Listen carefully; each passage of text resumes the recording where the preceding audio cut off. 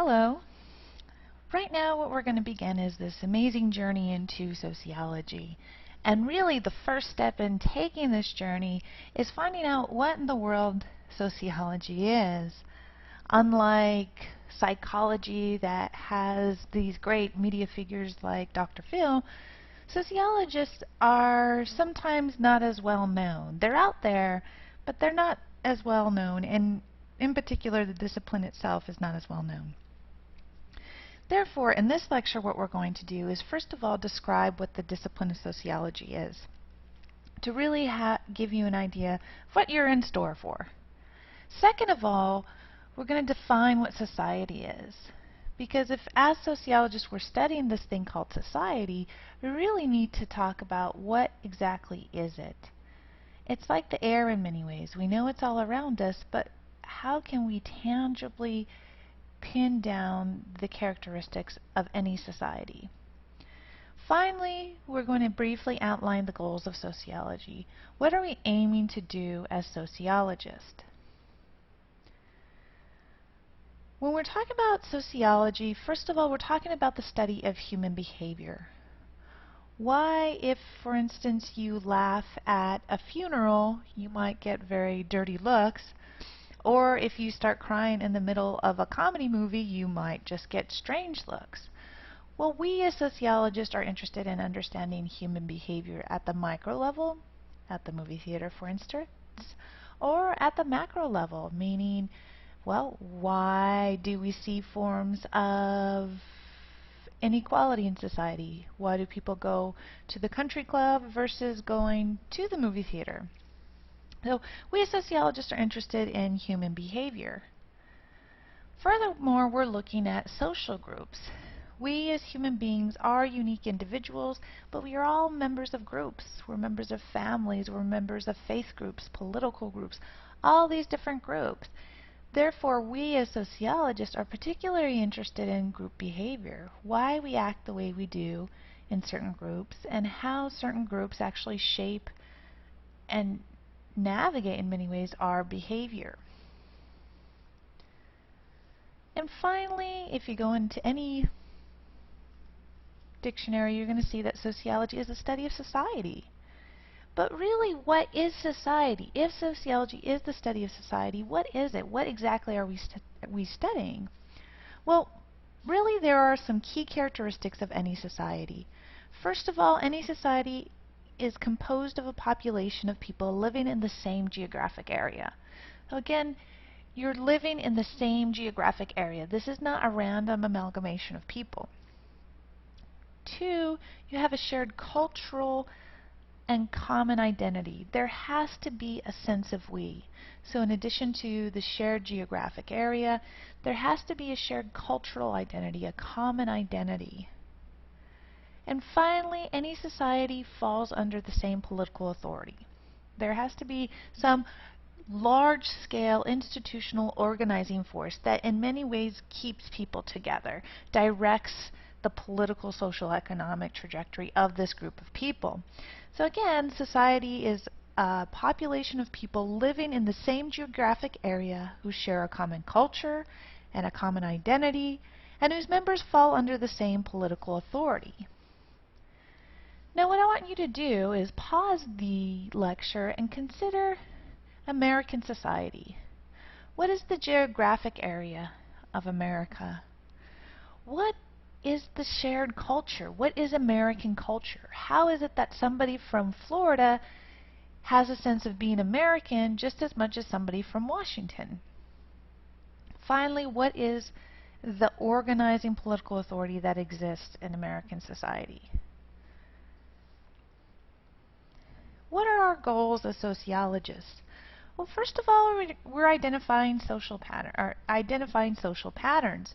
Therefore, for instance, if we see the number of men dropping out from high school increasing, we see that's a social pattern, and that is something that's occurring in the United States today. Furthermore, we're seeing the increase in the number of women in higher education. So there are these patterns, there are groupings of people and social phenomenon that are occurring. Therefore, we as sociologists want to ask, well, why? What is happening and why it's happening? Instead of just making assumptions or trying to confirm or reaffirm certain opinions or prejudices, sociologists aim to objectively assess information. Therefore, we really are trying to take an objective view of sociological phenomenon. Finally, since it is a social science, sociology aims to look beyond our assumptions, to dispel myths, what's commonly accepted in society of trying to see, well, maybe actually the truth of what's happening has nothing to do with our assumptions, that there's something beyond that. Well, these are very abstract goals, but what would be a specific example of somebody implementing a sociological study and really trying to find sociological data? Well, one of those examples is of Eric Kleinenberg's book and study called Going Solo: The Extraordinary Rise and Surprising Appeal of Living Alone.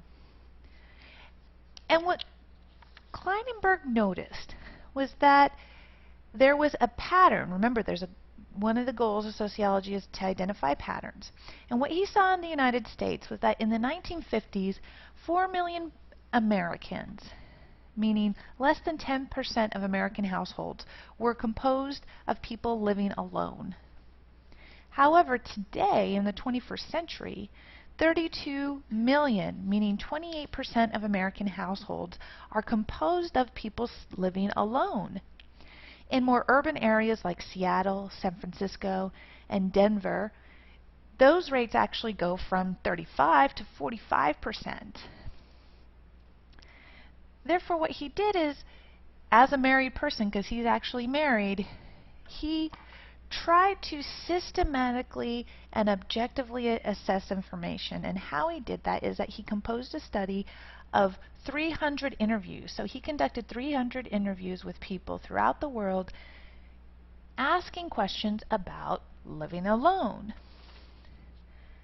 And what he found in his study really pushed beyond common assumptions and stereotypes of single people as loners, as quirky, as kind of just really marginal to mainstream society. He found that really most single people that he interviewed were quite social. In fact, tended to be more social than married people. He found that single people tended to volunteer more, tended to see their friends more often, were more socially integrated. And really what he was finding was that if we look to the right, we see a picture of Stockholm, Sweden, a city comprised of about 50%, that is made up of 50% single households, that this is not necessarily a one-off. This is a continuing pattern. Therefore, he looked at beyond common assumptions about single people and found that there was a much more complex reality, therefore reaffirming a very important component of what we do as sociologists. Therefore, if we just focus on this very brief lecture today, we need to realize that sociology's study is the study of human behavior, social groups, and society. Society is a population of people living in the same geographic region, who share a culture, a common identity, and whose members fall under the same political authority. Sociology aims to look beyond common sense to objectively assess social patterns and information. Therefore, in the next upcoming series of lectures, we'll talk about how this discipline of sociology began to develop.